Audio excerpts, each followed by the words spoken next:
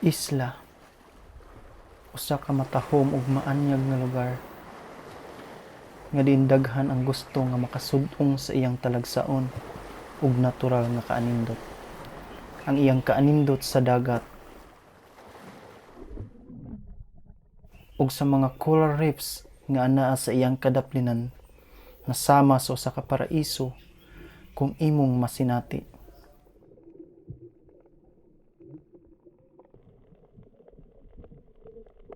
Ug kini angay nga ampingan kay kini nakahatag og daghan nga kaayuhan ug benepisyo sa katawhan, labi na sa mga mananagat aron sila makakuha og daghan nga mga isda kay kini mao ang lugar nga pangitlugan sa tanang klase sa mga isda.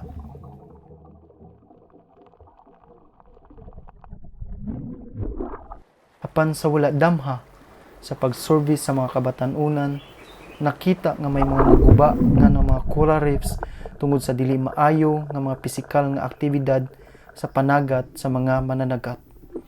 Ug kini dakong epekto na maguba ang lugar kun diin ang mga isda nagabuhagay sa ilang similya. Lugar unta nga maayo puy-an para sa mga similya nga isda aron mudagko ug makahatag og maayong pakuha sa mga mananagat, labi na sa komunidad nga nagapuyo dinhing dapita.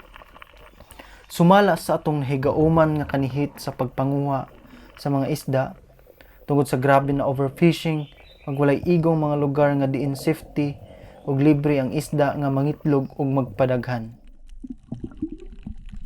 Kuyog sa mga nagpakabana nga mga kabatan-unan nga nagkaiusa aron moobra og inisyatiba na mao ang pagsugod sa pagrehabilitasyon sa mga coral reefs, ang pagtanong balik sa mga nabali niini nga mga coral reefs aron mapadali ang iyang pagtubo ug balik.